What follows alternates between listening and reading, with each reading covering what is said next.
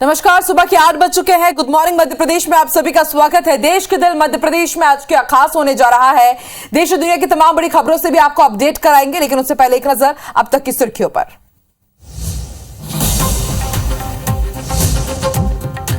वित्त मंत्री निर्मला सीतारमण आज लेंगी प्री बजट मीटिंग। छत्तीसगढ़ के वित्त मंत्री के रूप में सीएम भूपेश बघेल होंगे शामिल। एमपी से जगदीश देवड़ा करेंगे शिरकत। मध्य प्रदेश में भारत जोड़ो यात्रा का आज तीसरा दिन। राहुल गांधी आज शाम ओमकारेश्वर ज्योतिर्लिंग के करेंगे दर्शन।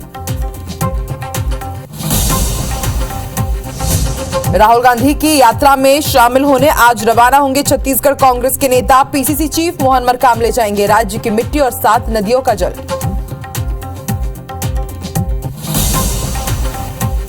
ग्वालियर में क्रिप्टो करेंसी में निवेश का झांसा देकर बड़ी ठगी। मुंबई की कंपनी ने लगाई 1 करोड़ 63 लाख रुपए की चपत। जांच में जुटी पुलिस।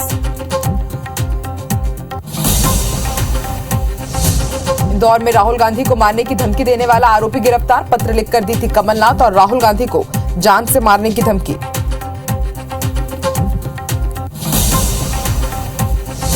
और ग्वालियर में बीजेपी पार्षद शैलेंद्र कुशवाहा हत्याकांड में गिरफ्तारी। आरोपी भूरा तोमर और विनीत राजावत गिरफ्तार। लाठी डंडों से पीट पीट कर की थी हत्या।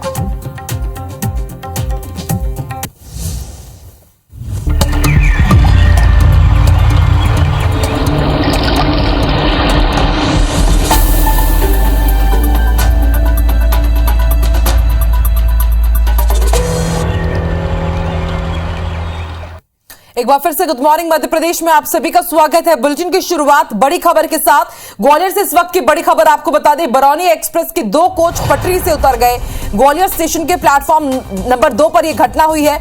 बताया जा रहा है कि प्लेटफॉर्म से ट्रेन उस वक्त यार्ड में जा रही थी और गनीमत यह रही कि ट्रेन में कोई भी यात्री मौजूद नहीं था, क्योंकि ट्रेन प्लेटफॉर्म के बाद यार्ड में जा रही थी।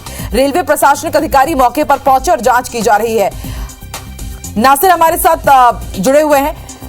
नासिर, 2 कोच पटरी से उतरे, गनीमत रही कि उस वक्त ट्रेन यार्ड में जा रही थी, कोई बड़ा हादसा नहीं हुआ। बिल्कुल सही सी बात है, क्योंकि देर रात की ये घटना है और जैसा कि ये बरौनी से चलकर ग्वालियर आई थी और जब सारे यात्री उतर गए थे रेलवे स्टेशन के प्लेटफॉर्म पर, उसके बाद ये यार्ड की तरफ जा रही थी। लेकिन उसी दौरान ये 2 पट्टे हैं, 2 पटरी से डिब्बे वो उतर गए और उसके बाद आनन फानन में हड़कंप सा मच गया। जो रेल के अधिकारी थे मौके पर पहुंचे हैं और उस पूरे उनको फिर जो डिरेल हो गए थे कोच के डिब्बे, उनको फिर से पटरी पर लाया गया है और वहां पर यार्ड में पहुंचाया गया है। लेकिन इस पूरे घटनाक्रम को लेकर उत्तर मध्य रेलवे ने जांच के आदेश दे दिए हैं कि आखिर ऐसी घटना क्यों हुई, क्योंकि ये कोई सामान्य घटना नहीं, क्योंकि ये गनीमत है कि इसमें कोई पैसेंजर नहीं थे। अगर बाई चांस अगर पैसेंजर होते तो कोई बड़ा घटनाक्रम हो सकता था। लेकिन हम अगर सिलसिलेवार तरीके से देखें तो बरौनी एक्सप्रेस में जितने भी घटनाएं अगर ग्वालियर हुई है तो सबसे ज्यादा जो ट्रेन में जो घटनाएं हुई है बरौनी एक्सप्रेस में सबसे ज्यादा घटनाएं हुई है। डीरेल की घटना जितनी भी हुई है वो इसी बरौनी एक्सप्रेस में हुई है। तो लगातार इस तरह की शिकायतें आती रही है, लेकिन बावजूद इसके रेल प्रबंधन ने कोई सख्त कदम नहीं उठाया, जिसकी वजह से लगातार ये घटनाएं बढ़ भी रही हैं। जी, शुक्रिया पूरी जानकारी के लिए।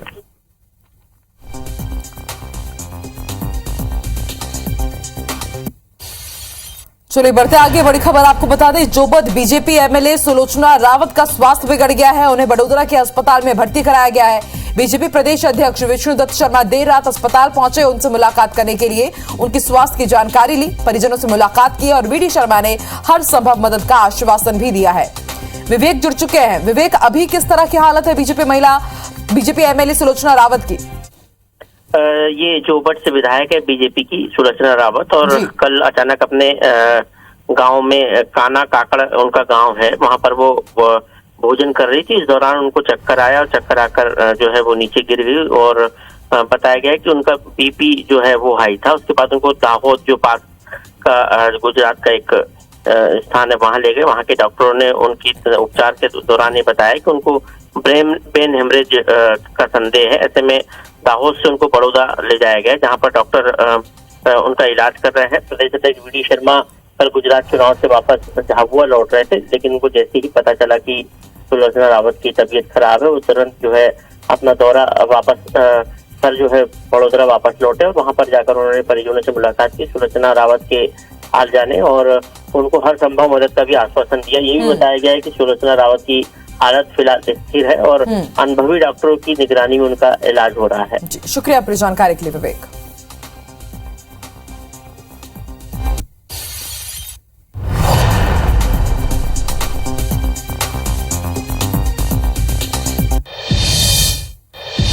और अब बात करेंगे राहुल गांधी की भारत जोड़ो यात्रा की।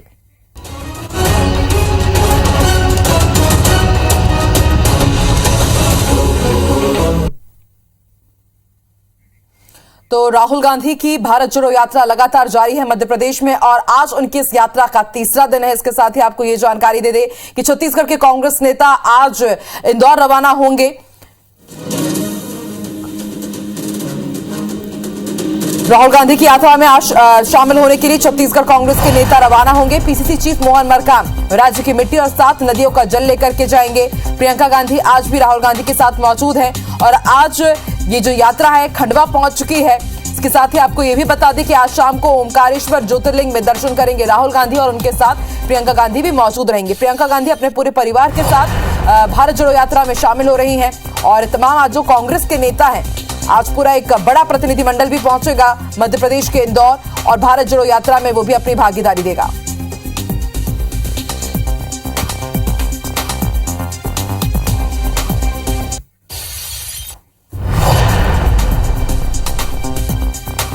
और ग्राउंड जीरो पर आईबीसी 24 की टीम भी मौजूद है जो लगातार भारत जोड़ो यात्रा में साथ चल रही है।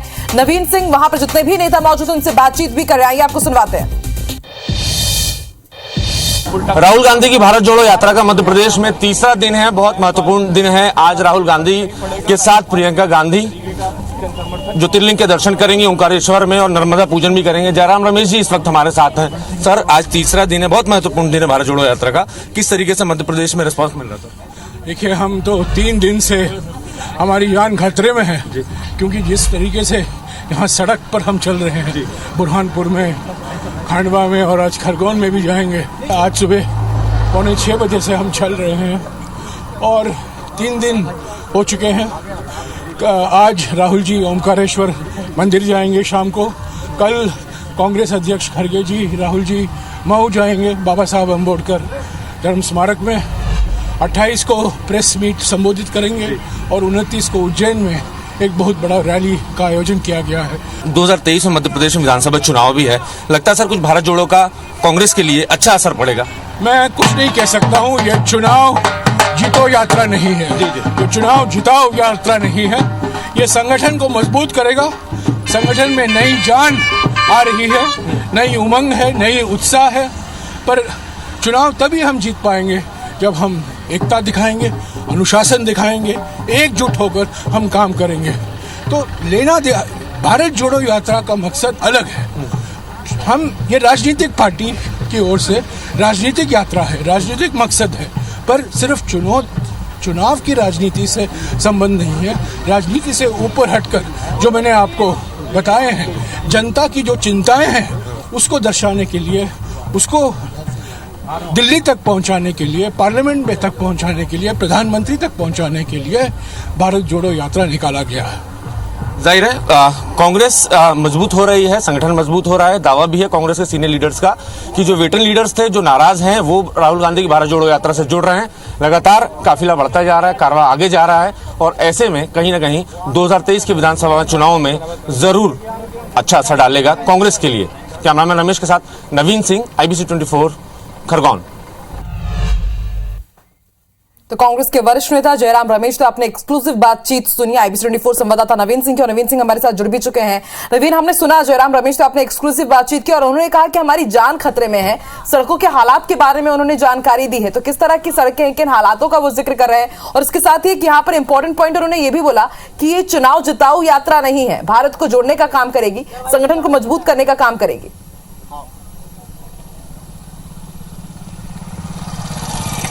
देखिए, मध्य प्रदेश में राहुल गांधी की यात्रा का आज तीसरा दिन है और जयराम रमेश के अलावा पूरी जो भारत जोड़ो जो यात्री हैं, जो कांग्रेस के सीनियर लीडर से जो लगातार चल रहे हैं, उनका एक्सपीरियंस बड़ा खराब रहा है मध्य प्रदेश में आने के बाद। ऐसा उनका दावा है। उनका ये कहना है कि इससे पहले जो 6 राज्यों में वो चल रहे थे वहां पर सड़कें बेहतर थी, यहाँ आने के बाद टूटी हुई सड़कें और खराब सड़कों से उनको गुजरना पड़ रहा है। और ना सिर्फ टूटी, पूरे जब से बुरहानपुर से ये दाखिल हुए हैं तब से धूल का दूर से सीधे तौर पर उनका सामना हो रहा है। तो ये जो उनका एक्सपीरियंस है वो शेयर किया है और उन्होंने ये भी कहा है कि हमारी जान खतरे में है, कभी भी हादसा हो सकता है, चूंकि इस तरीके की सड़कें हैं यहाँ पर, कभी भी कुछ भी हो सकता है। तो इस तरीके से राहुल गांधी की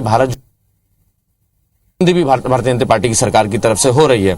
तो कोशिश यही है कि किसी भी सूरत में राहुल गांधी की भारत जोड़ो यात्रा सुरक्षित तरीके से आगे बढ़ती रहे और जिस एजेंडे के साथ, मिशन के साथ वो चल रहे हैं तो वो कामयाब हो। लेकिन आज बहुत महत्वपूर्ण दिन है। राहुल गांधी आज ओंकारेश्वर जाएंगे, ज्योतिर्लिंग के दर्शन करेंगे, उसके बाद नर्मदा पूजन भी करेंगे।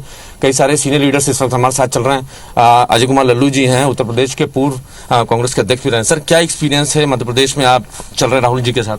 काफ़ी अच्छा अनुभव है। हम लोग तो कन्याकुमारी से चल रहे हैं। अलग अलग तरह के जो परंपराएं हैं, जो संस्कृति है, जो लोगों का रहन सहन है, जो समस्याएं हैं, जो लोगों की आपस की समझ है, उन सब चीज़ों को हम लोग शेयर कर रहे हैं, उनसे बातचीत कर रहे हैं, संवाद हो रहा है। और खासकर जिस मुहिम के साथ आदरणीय राहुल गांधी जी यात्रा कर रहे हैं, मैं समझता हूँ कि ये अभूतपूर्व क्रांति है। सर, आज बहुत बड़ा दिन है। राहुल गांधी आज ज्योतिर्लिंग के दर्शन भी करेंगे ओंकारेश्वर में, नर्मदा पूजन भी करेंगे। बिल्कुल, ये तो हमारी मान्यता है, संस्कृति है, परंपरा है। आप विपक्षी पार्टी नहीं मानती है सर, वो कहती है कि राहुल गांधी चुनाव हिंदू है। जैसे ही राहुल गांधी मध्य प्रदेश में दाखिल हुए, बीजेपी हमलावर हो गई है, कहते हैं चुनावी हिंदू, जब जरूरत पड़ती तब कोर्ट के ऊपर जनेऊ लगा लेते हैं। देखिए, उनके कहने से क्या होता है? अगर हम पूजा करते हैं, ईश्वर की आराधना करते हैं, तो अपने लिए करते हैं, अपने विश्वास और भरोसे के लिए करते हैं। हम दिखावा नहीं करते भारतीय जनता पार्टी की तरह। हमारी राजनीति धर्म की राजनीति नहीं है। हम धर्म की राजनीति करते हैं, लेकिन हमारा धर्म मानवता का धर्म है, जन कल्याण का धर्म है, जनता की हिफाजत करने का धर्म है, उनकी समस्याओं से रूबरू होने का धर्म है। और मैं समझता हूं कि वो तो वार प्रतिवार करेंगे, झंझनाहट और खलबलाहट क्यों न हो, स्वाभाविक है। यात्रा है, 3,500 किलोमीटर की यात्रा है। आज तक आदरणीय महात्मा गांधी जी के बाद पहले आदमी है जो देश के बेरोजगार नौजवानों के लिए, किसान के लिए, गरीब के लिए, महंगाई के खिलाफ आज सड़कों पर यात्रा कर रहे हैं। बिल्कुल, तो ये बौखलाहट तो स्वाभाविक बिल्कुल। कांग्रेस का दावा है कि बीजेपी की बौखलाहट है और इसी यात्रा की सफलता को देखकर बीजेपी घबरा गई और इस तरीके से बयानबाजी कर रही है। तो बिल्कुल, भारत जोड़ो यात्रा को लेकर के काफी पहले से ये बयानबाजी चल रही थी और नवीन खुद इस वक्त ग्राउंड जीरो पर मौजूद है। भारत जोड़ो यात्रा में वो भी शामिल हो रहे हैं और हर एक पल की तस्वीर हम आप तक पहुंचा रहे हैं। नवीन जुड़े हुए थे, उनका शुक्रिया अदा कर देते हैं। बढ़ते आगे बात कर लेते हैं ग्वालियर की। यहां पर बिटकॉइन के नाम पर झांसे देने की मामला सामने आया है।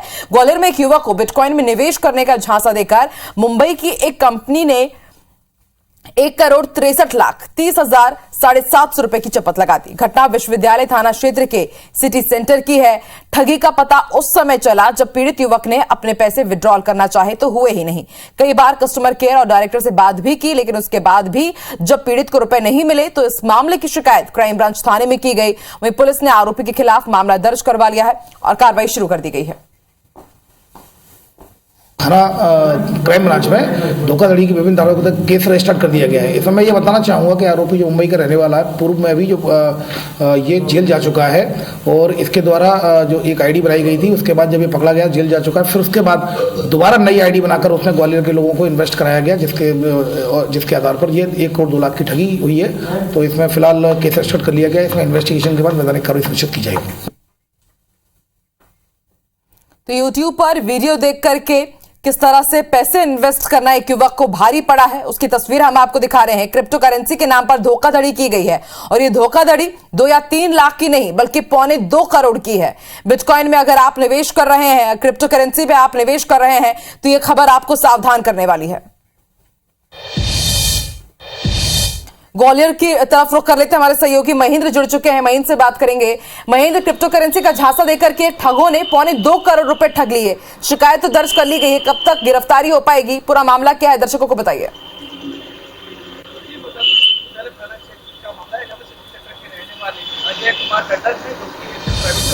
उन्होंने यूट्यूब पर एक सुभाष जुवेरिया का वीडियो जो कि मुंबई कंपनी के चलाते हैं और उनके द्वारा एक यूट्यूब पर एक वीडियो देखा था जिसमें क्रिप्टो करेंसी खरीद फरोख्त के और उसमें मोटा मुनाफा देने की बात कही थी, जिसके बाद उन्होंने सुभाष से उन्होंने अजय ने जब कॉन्टेक्ट किया तो उसमें 1 करोड़ 63 लाख से अधिक की कीमत जो रकम थी वो उन्होंने इसमें निवेश की। लेकिन जब उनका समय कुछ बीता उन्होंने विड्रॉल करना चाहा, लेकिन जब पैसा विड्रॉल नहीं हुआ तो उन्होंने कस्टमर जो कंपनी कस्टमर केयर थे, आला अधिकारी थे, सुभाष जुबेरिया थे, उनसे उन्होंने कॉन्टेक्ट करने का प्रयास किया। जब उनसे असंतोषजनक जब उनको बात नहीं सामने आई, इसके बाद उन्होंने जब उनके साथ लगा कि उनके साथ धोखाधड़ी की गई है और उसके बाद उन्होंने जाके क्राइम ब्रांच थाने में शिकायत की है। पुलिस क्राइम ब्रांच ने इसमें जांच कर इसमें तो जो ठग कंपनी के ठग थे उनके खिलाफ मामला दर्ज कर लिया है। मैं आपको बता दूं कि शहर में अजय कुमार ही नहीं बल्कि और ऐसे कई लोग हैं जिनको शायद यहाँ ऐसे कंप्यूटर करेंसी के नाम पर ठगा गया है और कई पैसा उनके ठगने के बाद उनको अपने धोखेबाजों का पता चला है। इनका ये कहना है, अधिकारियों का कहना है कि ऐसे जालसाजों से बचे रहे और ऐसे लोगों से अपना जो पैसा लगाने से बचे। और वो पहले महेंद्र, IBC 24 का भी यही उद्देश्य, इस तरह की खबरें हम अपने दर्शकों को इसलिए दिखाते ताकि वो भी सावधान रहे, इस तरह के ठगों से बचे, क्योंकि आप देखिए 2.25 करोड़ रुपए की चपाते उन्होंने लगाई है। बहुत बहुत शुक्रिया पूरी जानकारी के लिए महेंद्र। चलिए बढ़ते आगे और अब बात ग्वालियर की ही कर लेते हैं। ग्वालियर में लगातार डेंगू का कहर जारी है। गुरुवार को डेंगू के 23 मरीज मिले हैं ग्वालियर में। GRMC में 57 सैंपल की जांच की गई, जिनमें से 23 रिपोर्ट पॉजिटिव आई है। इस सीजन में अब तक डेंगू के मरीज 680 तक जा पहुंचे हैं। हैरानी की बात यह है कि ठंड बढ़ने के बाद डेंगू के मरीज नहीं मिलते हैं, लेकिन ग्वालियर में रोजाना नए नए मामले डबल फिगर में ही आ रहे हैं। गुरुवार को डेंगू के 23 नए मरीज मिले हैं। GRMC में 57 सैंपल की जांच में 23 पॉजिटिव, यानी कि हर दूसरा शख्स डेंगू पीड़ित है इस वक्त ग्वालियर में, जो कि बुखार से पीड़ित है।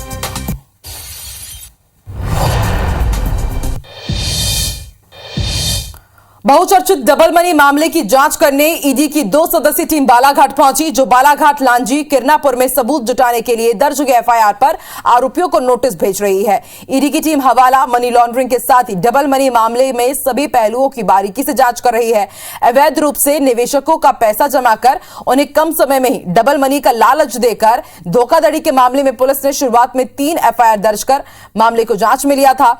इसके बाद से अब तक मामले में करीब 25 FIR दर्ज की जा चुकी है और अभी भी गिरफ्तारी जारी है। पुलिस डबल मनी मामले में अब तक आरोपियों और एजेंटों से 13 करोड़ रुपए नगद भी जब्त कर चुकी है। पुलिस की माने तो यह कारोबार 1000 करोड़ से भी ज्यादा का है, जिसके तार मध्य प्रदेश, छत्तीसगढ़, महाराष्ट्र से लेकर दिल्ली तक जुड़े हुए हैं।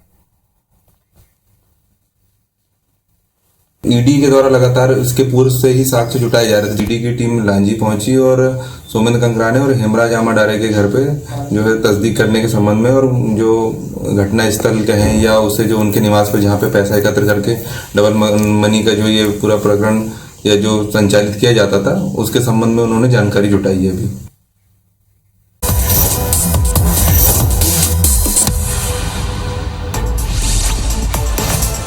मध्य प्रदेश में भारत जोड़ो यात्रा का आज तीसरा दिन है। बहन प्रियंका गांधी के साथ राहुल गांधी ने आज सुबह पदयात्रा शुरू की। इस दौरान रॉबर्ट वाड्रा भी कदम ताल करते दिखे।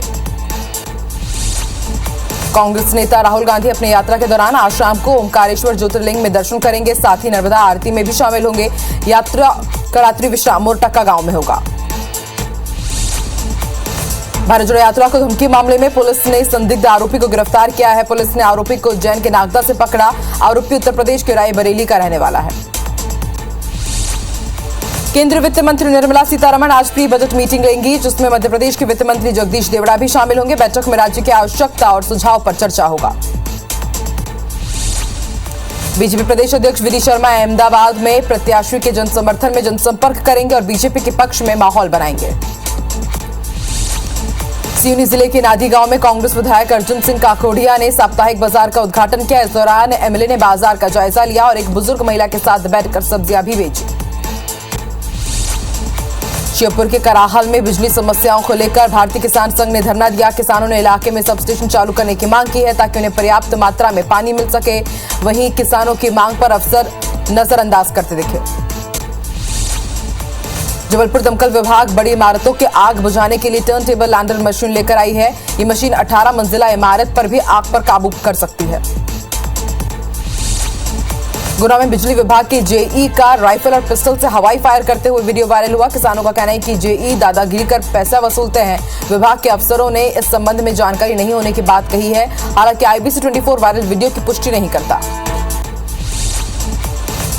ग्वालियर में लगातार लूट की वारदात के बाद अब पुलिस एक्शन में आ गई है। पुलिस अब मुंह में कपड़ा लपेटकर सड़कों पर तफरी करने वालों पर कार्रवाई करेगी। तलाश लेने पर सही जवाब नहीं मिला तो सीधी कार्रवाई की जाएगी। राजधानी भोपाल में ट्रैफिक पुलिस की मनमाने चालान के खिलाफ इलेक्ट्रिक ऑटो चालकों ने अब काफी विरोध प्रदर्शन किया और पुलिस के खिलाफ धरना प्रदर्शन करते हुए जमकर नारेबाजी की। ड्राइवरों ने पुलिस वालों पर पैसे वसूलने का आरोप लगाया है। और इसी के साथ गुड मॉर्निंग मध्य प्रदेश में फिलहाल इतना ही। देश और दुनिया की तमाम बड़ी खबरों के लिए आप IBC 24 देखते रहिए और आगे देखिए हमारा खास कार्यक्रम सितारे हमारे। नमस्कार।